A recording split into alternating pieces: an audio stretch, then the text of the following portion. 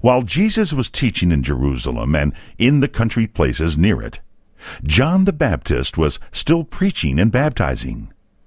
But already the people were leaving John and going to hear Jesus. Some of the followers of John the Baptist were not pleased as they saw that fewer people came to their master, and that the crowds were seeking Jesus. But John said to them, I told you that I am not the Christ, but that I am sent before him. Jesus is the Christ, the King. He must grow greater, while I must grow less. And I am glad that it is so. Soon after this, Herod Antipas, the king of the province or land of Galilee, put John in prison. Herod had taken for his wife a woman named Herodias, who had left her husband to live with Herod, which was very wicked. John sent word to Herod that it was not right for him to have this woman as his wife. These words of John made Herodias very angry. She hated John and tried to kill him. Herod himself did not hate John so greatly, for he knew that John had spoken the truth.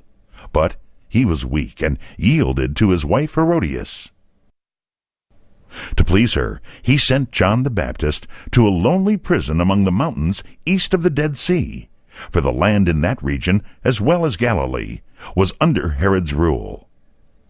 There in prison, Herod hoped to keep John safe from the hate of his wife Herodias. Soon after John the Baptist was thrown into prison, Jesus left the country near Jerusalem with his disciples and went towards Galilee, the province in the north.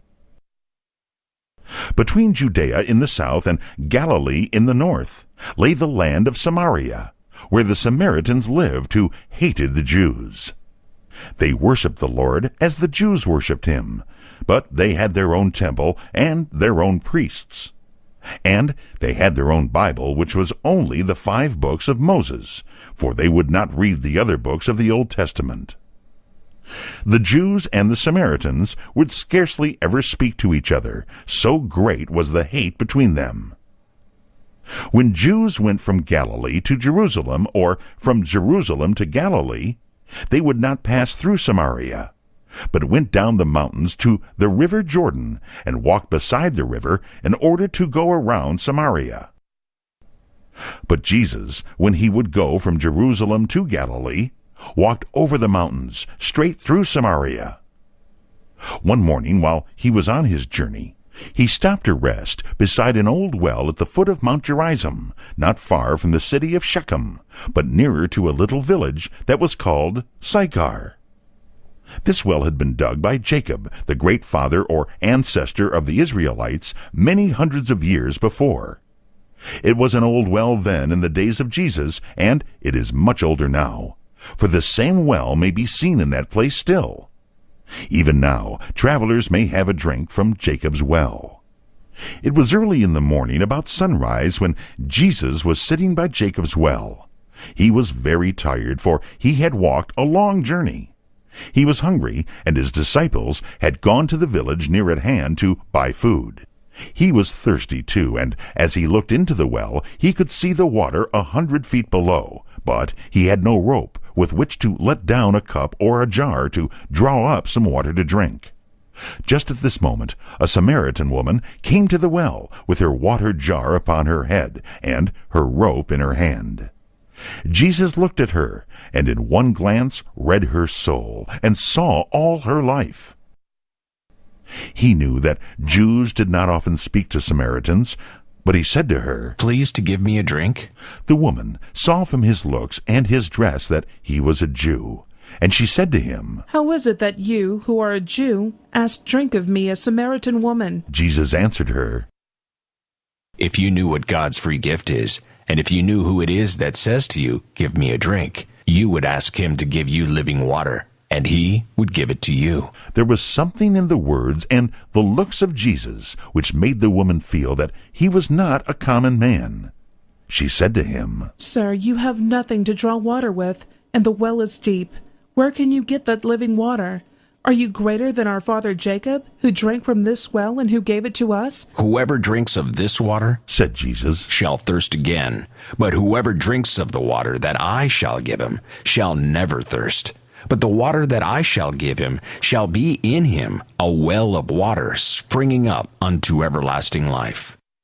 Sir, said the woman, give me some of this water of yours, so that I will not thirst any more, nor come all the way to this well. Jesus looked at the woman and said to her, Go home and bring your husband, and come here. I have no husband. answered the woman. Yes, Said Jesus, you have spoken the truth. You have no husband, but you have had 5 husbands, and the man whom you now have is not your husband. the woman was filled with wonder as she heard this. She saw that here was a man who knew what others could not know.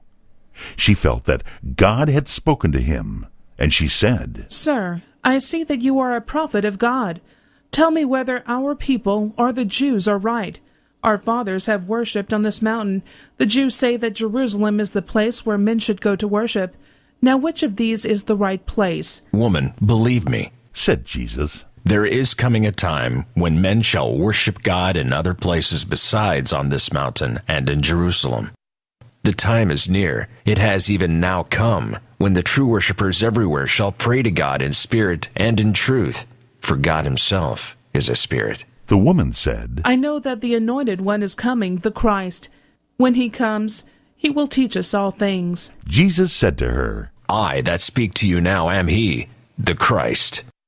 Just at this time the disciples of Jesus came back from the village. They wondered to see Jesus talking with the Samaritan woman, but they said nothing. The woman had come to draw water, but in her interest in this wonderful stranger, she forgot her errand. Leaving her water jar, she ran back to her village and said to the people, Come, see a man who told me everything that I have done in all my life.